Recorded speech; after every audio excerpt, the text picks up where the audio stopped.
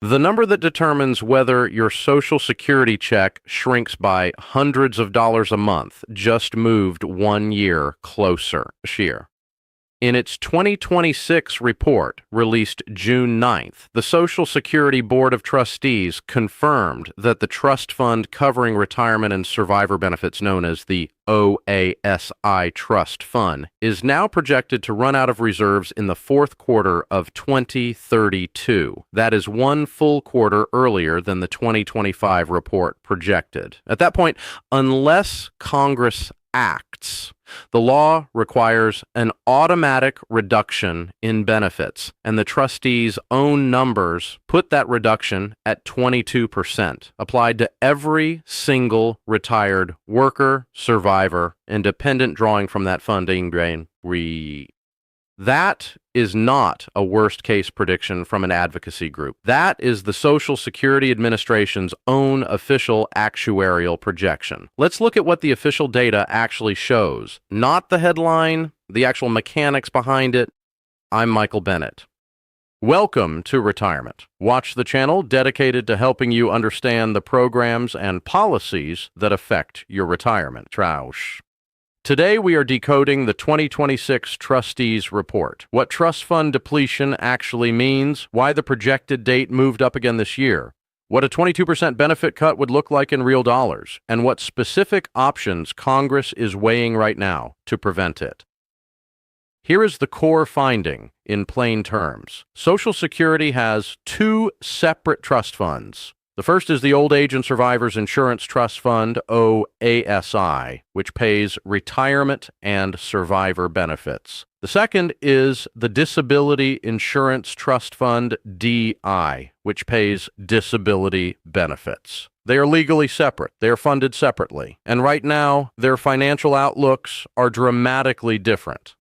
The OASI Trust Fund, the one that pays retirement benefits to the vast majority of viewers watching this video, is projected to deplete its reserves in the fourth quarter of 2032. The DI Trust Fund, by contrast, is projected to remain fully solvent for at least the next 75 years, the full window the trustees are required to project.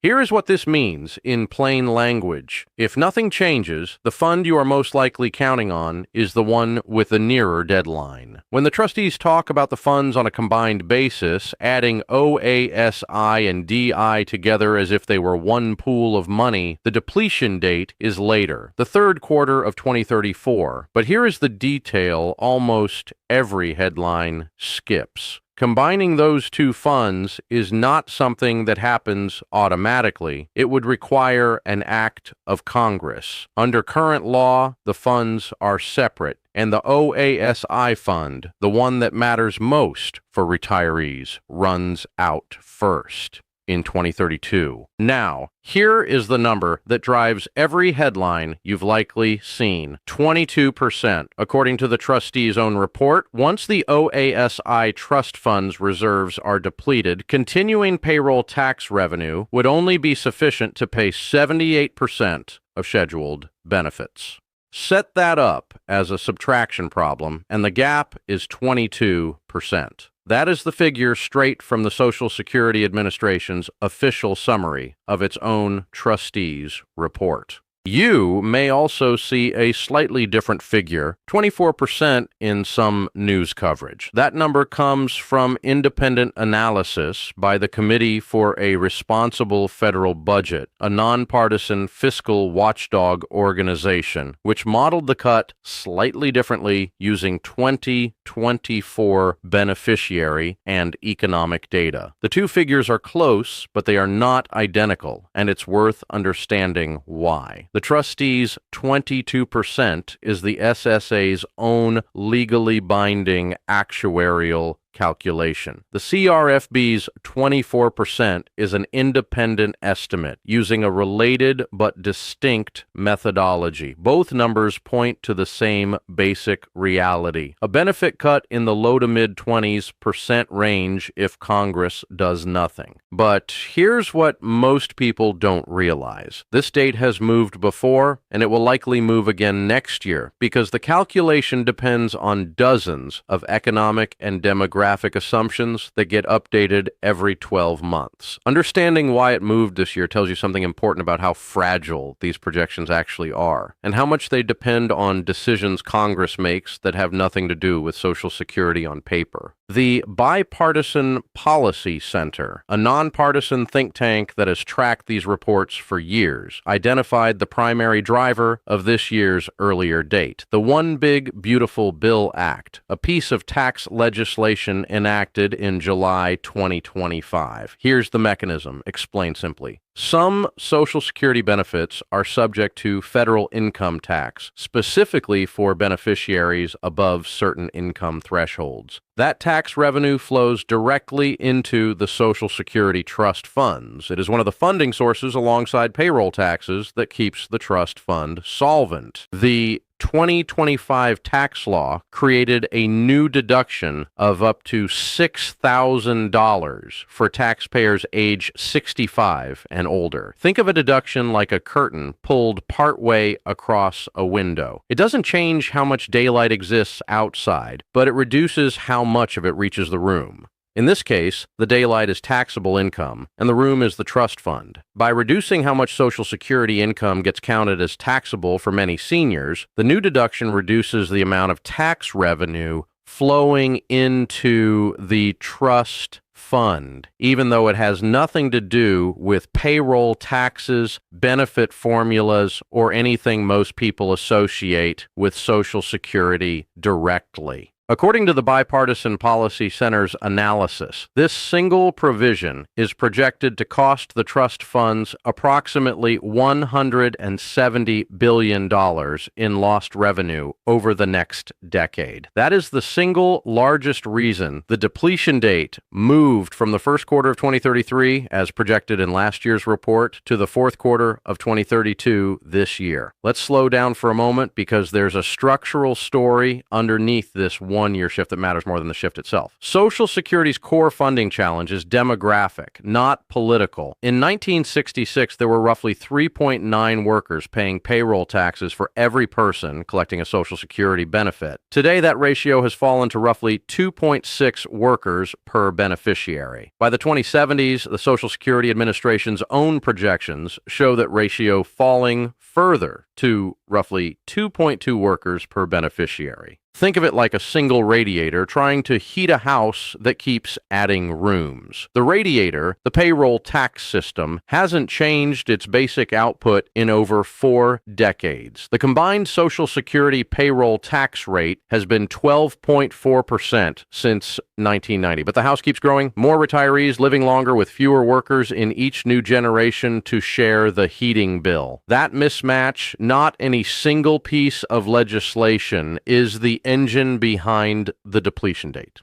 The One Big Beautiful Bill Act's tax provisions moved the timeline by about a year. The demographic mismatch is what created the underlying problem in the first place, decades ago. This is not the first time American policymakers have faced a deadline like this one. In the early 1980s, Social Security came within months of being unable to pay full benefits on time. Congress responded with the 1983 amendments, a bipartisan package that gradually raised the full retirement age from 65 to 67, introduced taxation of benefits for higher income recipients for the first time, and adjusted the payroll tax schedule. Those changes, phased in gradually over decades, are part of why the system has remained solvent until now. It is worth noting plainly, Congress has fixed this exact kind of problem before using almost exactly this amount of advance warning. This is the part most headlines skipped. What does a 22 to 24% cut actually look like in your bank account? The Committee for a Responsible Federal Budget modeled this out using their figures. The average retiree would see a reduction of approximately $500 per month, not per year, per month, if the cut took effect exactly as projected, and Congress had done nothing in the meantime. Annualized, that is roughly $6,000 in lost income for a single retiree in a single year. That cut is not distributed evenly across the country. According to CRFB's state-by-state analysis, Connecticut beneficiaries would see the largest average monthly reduction at approximately $556. New Jersey follows closely behind. States with higher average benefit amounts, generally those with higher average lifetime earnings among retirees, see larger dollar cuts, even though the percentage reduction, 22 to 24%, applies roughly uniformly nationwide. In total scale, this is not a small or isolated policy detail. CRFB's analysis found that roughly 63 million current beneficiaries would be directly affected. 54 million retired workers plus 9 million people receiving survivor or dependent benefits. Nationally, that is about 17.7% of the entire population with some connection to this single trust fund. Not 17.7% of retirees, but of the entire country, including children and working adults who do not currently receive any Social Security payment at all, but who have family members who do. And the state-by-state pattern is worth sitting with for a moment because it isn't random. CRFB's analysis found the projected dollar amount cuts ranging across every single state, with no state spared entirely, but with the share of each state's population affected ranging from roughly 10% on the low end to as high as 23% in some states. States with older populations and higher average lifetime earnings, places like Connecticut, New Jersey, and several other northeastern and Midwestern states, see both a higher share of residents affected and a larger dollar amount per cut because their average benefit checks start out higher to begin with. A 22% cut applied to a smaller starting check produces a smaller dollar reduction than the same percentage applied to a larger one, even though the percentage hit to your monthly budget feels identical either way. I want to pause here and repeat something I said earlier because it matters enough to say twice. None of this means Social Security stops operating in 2032. It does not mean the program goes bankrupt in the way a company goes bankrupt. Payroll taxes do not stop being collected. The Social Security Administration does not close its doors. What changes specifically is the size of the check relative to what current law promises you today. That distinction, reduced benefits versus no benefits, is the single most important thing to understand correctly from this entire video, because confusion on this point is exactly what tends to drive unnecessary panic. Here's why this matters for specific groups of viewers in different ways. If you are a long tenure beneficiary, someone who has already been receiving Social Security for 10, 15, 20 years, a cut in 2032 would land on top of whatever inflation has already done to your purchasing power between now and then. You would be absorbing two separate erosions of your income at once. The gradual one from inflation outpacing your COLA, which we've covered in a previous video,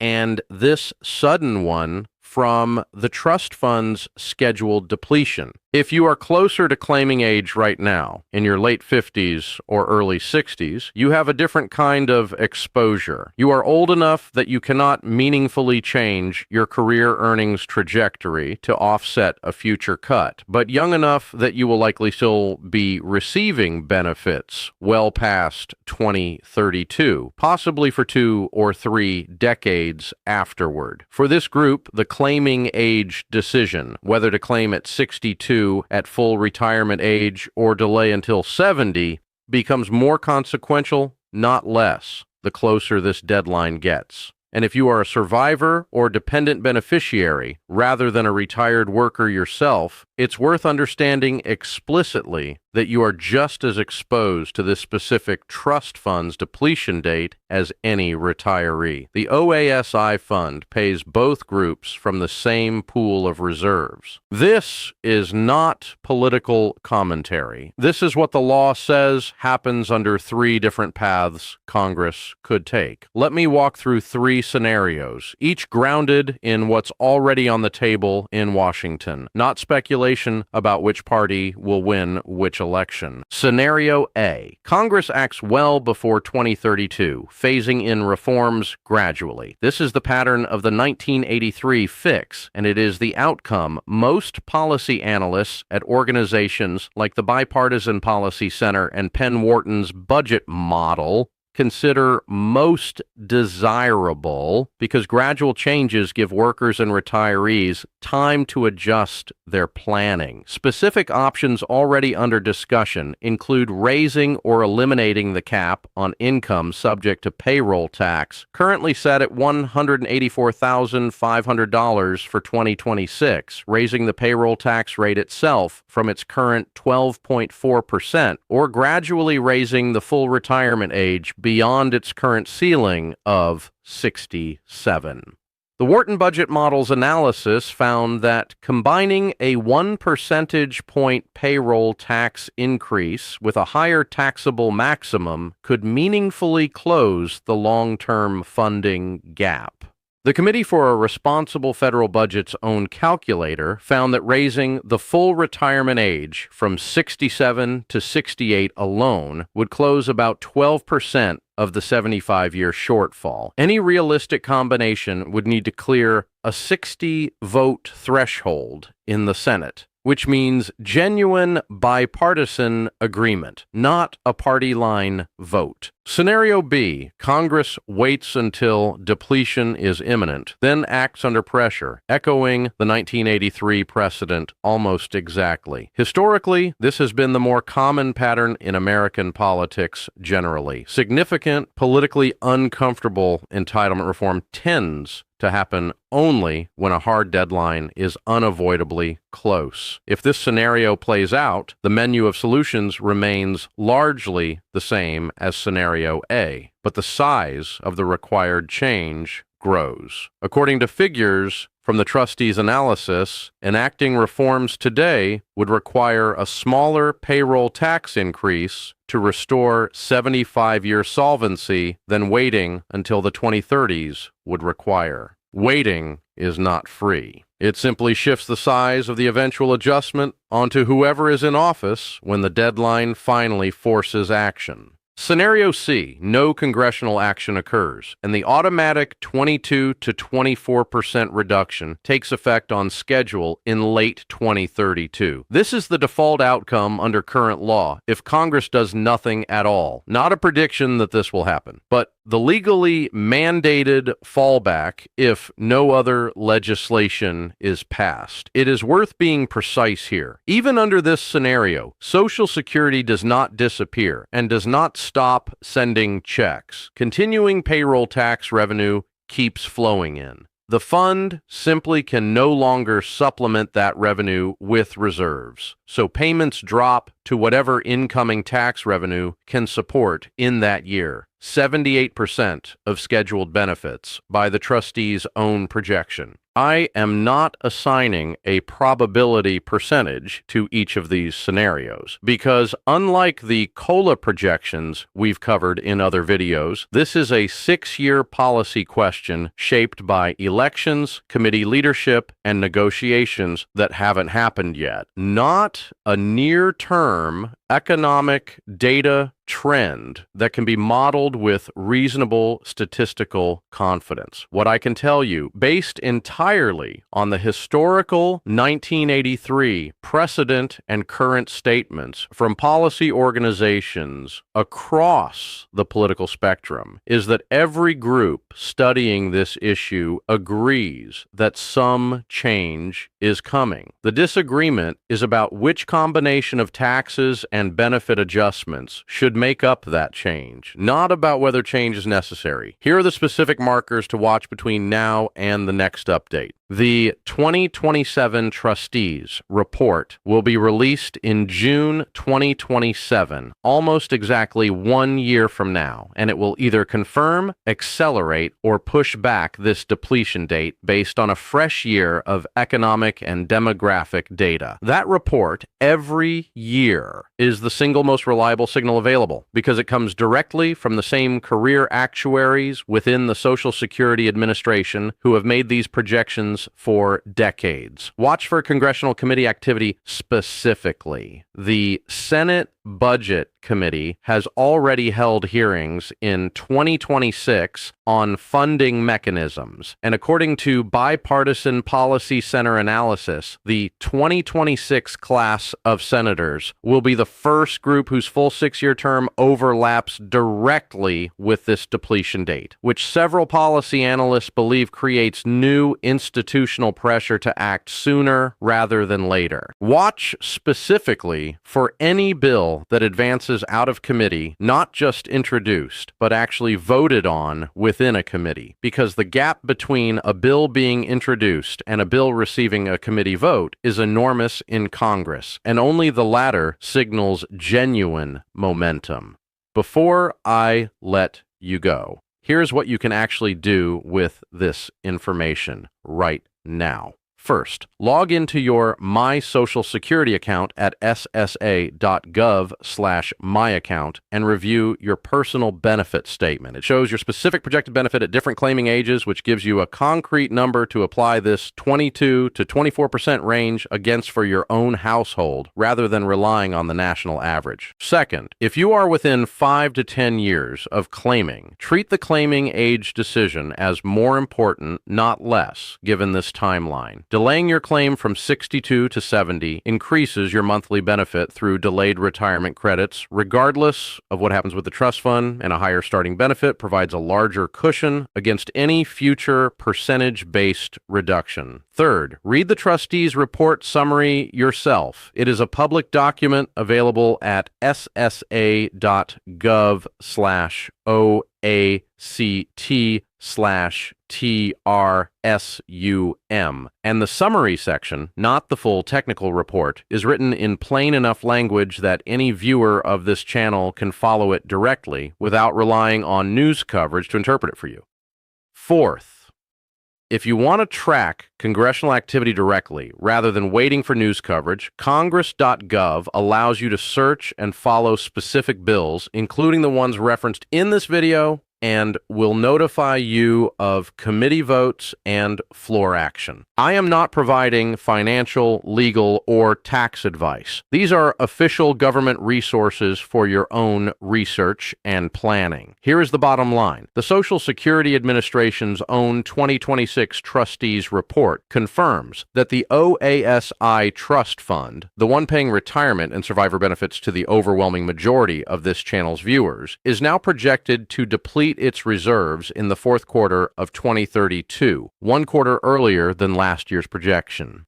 Absent congressional action, that depletion triggers an automatic reduction in benefits, with the trustees' own figures putting that reduction at 22%. An independent analysis from the Committee for a Responsible Federal Budget estimating an average monthly loss of approximately $500 per retiree. Depletion does not mean Social Security disappears. It means the system shifts from paying full scheduled benefits to paying whatever incoming payroll tax revenue can support. Congress has faced and solved a version of this exact problem before in 1983 with roughly this much advance warning. Whether it does so again is not a question this video can answer for you, but the size of the eventual fix grows every year that decision is delayed, and 2032 is now 6 years away, not 7. I'm Michael Bennett. This is Retirement Watch, helping seniors understand their benefits. Thank you for watching. And remember, the trust fund running dry is not the same as your check disappearing. But understanding the difference now, while there's still time to plan, is what this channel is here for.